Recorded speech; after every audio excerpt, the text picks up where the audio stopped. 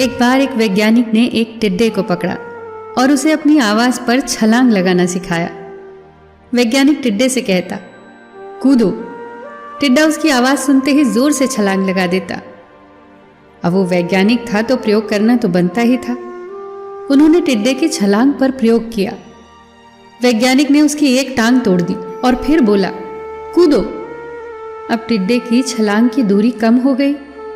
वैज्ञानिक ने उसकी दूसरी टांग तोड़ दी और फिर बोला, कूदो। टिड्डे की छलांग और कम हो गई। अब तोड़ी गई उसकी तीसरी टांग। छलांग की दूरी और कम हो गई। एक एक करके बेचारे टिड्डे की सारी टांगें तोड़ दी गई। अब आखिरी टांग टूटने पर जब उसे कहा गया कूदो, तो वो हिल भी नहीं पाया। अब वैज्ञानिक ने अपना निष्कर्ष अपनी डायरी में लिखा। जानते हो उसने क्या लिखा? जब टिड्डे की एक टांग तोड़ी गई तो वो थोड़ा बहरा हो गया। जब उसकी दूसरी टांग तोड़ी गई तो वो और बहरा हो गया। हर टांग टूटने के साथ वो और बहरा होता गया और सारी टांग टूटने के बाद वो बिल्कुल बहरा हो गया। जोर जोर से चिल्लाने का भी उस पर कोई असर नहीं हुआ। वो तो अपनी जगह से हिला तक नहीं। छलांग लगाना तो दूर की बात थी।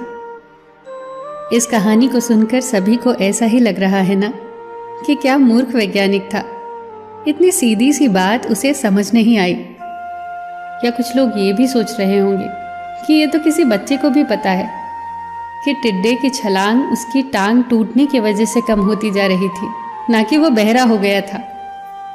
पर दोस्तों, हम सभी जीवन में कई बार ऐसे ही मूर्ख बन जाते हैं।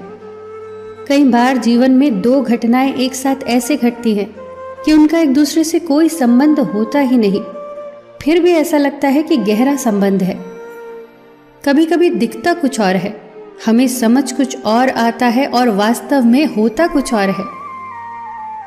इसीलिए अगर पछताना नहीं है तो जीवन में जल्दबाजी में कोई निर्णय न ले। हमेशा समझबूझ का इस्तेमाल करें, सावधानी बरतें, नतीजे सोच विचार कर ही निकालें। दोस्तों, आपको ये छोटी छोटी कहानियाँ और उनकी सीख कैसी लग रही है, हमें कमेंट सेक्शन में ज़रूर बताइएगा। आप अपने सुझाव भी लिखिए जिससे हम और बेहतर करने की कोशिश करें। फिर मिलेंगे दोस्तों अगली वीडियो के साथ। तब तक के लिए अपना ख्याल रखना और हमेशा मुस्कुराते रहना।